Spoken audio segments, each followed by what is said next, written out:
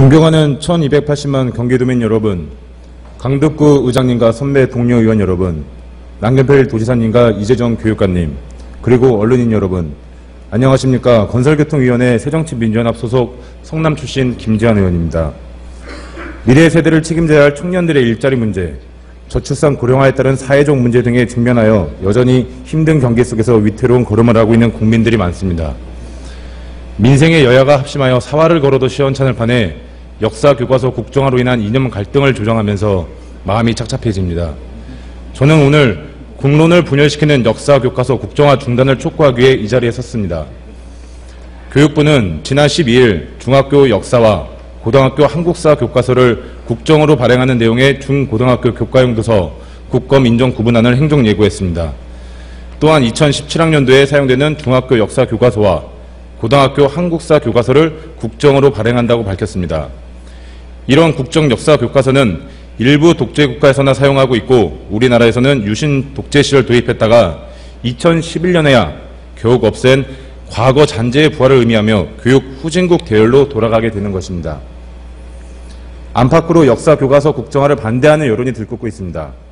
전국 대학 교수들의 반대 성명 발표가 연일 계속되고 있고 초중고 역사 교사 2252명, 독립운동가 후손, 역사학계 원로, 학부모 단체 1만 3천여 명, 역사학계 연구자 1,100여 명, 한국교과서 지필기준 연구진마저 국정화를 반대하고 있습니다. 하지만 정부 여당은 철지난 2년 논쟁까지 들먹이며 역사교과서 국정화에 사활을 걸고 있습니다. 많은 국민은 역사교과서 국정화를 강행하는 의도가 결국 친일과 독재를 미화하려는 것이라고 믿어 의심치 않습니다. 역사는 권력의 입맛대로 취사 선택할 수 있는 것이 아닙니다. 사회적 합의 없는 일방적인 국정화는 과거와 같은 역사 쿠데타로 낙인 찍히게 될 것입니다. 그러면 역사 교과서 국정화를 즉각 중단해야 하는 이유에 대해 말씀드리겠습니다. 첫째, 국정교과서는 헌법 정신에 위배됩니다. 한국사 교과서의 국정화는 교육에 대한 국가의 독점적 지배를 용인함으로써 교육과정 선택의 권리를 박탈하는 등 학문의 자유, 언론 출판의 자유, 표현의 자유와 같은 헌법적 가치의 정면으로 충돌하고 있습니다. 둘째, 국정교과서는 정권 홍보물로 전락하게 될 것입니다. 지필에서 편찬, 수정, 개편까지 정권의 뜻대로 하는 국정교과서 추진은 역사교과서를 정권의 홍보물로 만들겠다는 것입니다.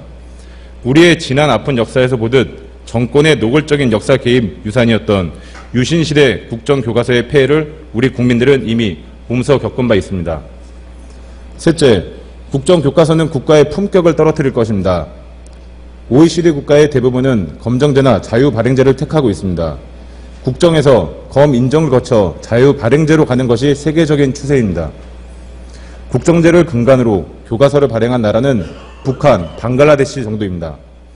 민주주의와 경제의 발전을 이룩한 자랑스러운 대한민국이 후진 독재 국가에서나 찾아볼 수 있는 국정교과서를 추진한다는 것은 매우 부끄러운 일입니다.